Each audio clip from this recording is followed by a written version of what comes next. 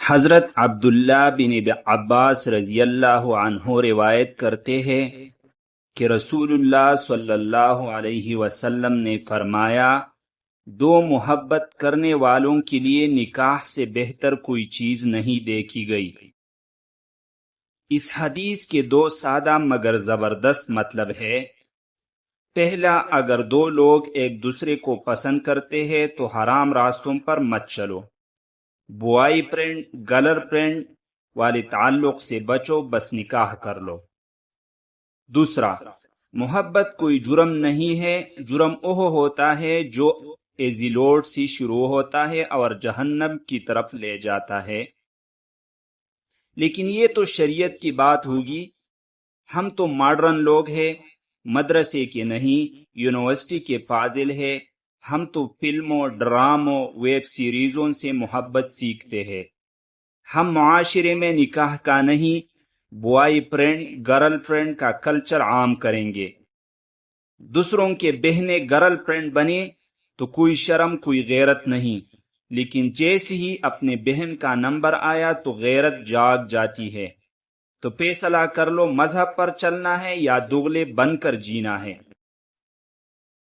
اور یہ ماں باپ، اللہ نے تمہارے قدموں تلے جنت رکھی ہے، لیکن اس کا مطلب یہ نہیں کہ اولاد کے فیصلے تمہاری مرضی سے ہوں گے، ان کی پسند کا کوئی حق ہی نہ رہے۔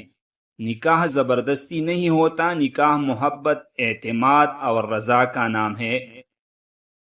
ہم نے اپنے بچوں کے رشتے بچپن میں طے کیے تھے، لیکن جب بچیاں بڑی ہوئی تو تاریخ مانگنے سے پہلے ہم نے ہر بہو سے اکیلے میں ایک بات کہی، بیٹا یہ رشتہ ہماری طرف سے تھا، اب فیصلہ تمہارا ہے، اگر تم خوش نہیں تو کوئی بات نہیں، ہم تمہیں کبھی زبردستی مجبور نہیں کریں گے، اور خاندان میں خود ہی اعلان کریں گے کہ رشتہ ہمیں منظور نہیں، تم پر کوئی حرف نہیں آنے دیں گے۔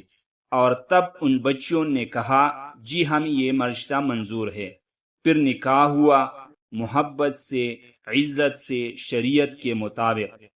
اللہ کا دین مذاق نہیں ہے، یہ صرف قال اللہ و قال الرسول سنانے کا نام نہیں ہے۔ اگر عمل نہیں کرتے تو گدوں کی طرح حدیثیں پڑھنا اور سبحان اللہ کے نعرے لگانا کافی نہیں، عمل کرو، نکاح آسان کرو، بچوں کی زندگی حرام کرنا بند کرو، یہ جو تماشا لگا رکھا ہے نا اسے ختم کرو۔ اسلام صرف باتوں کا نام نہیں، یہ ایک مکمل نظام حیات ہے، چاہے ماڈرن ہو یا روایتی، نکاح ہی محبت کا پاکیزہ راستہ ہے۔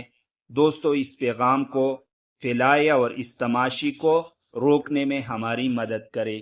والسلام علیکم ورحمۃ اللہ وبرکاتہ۔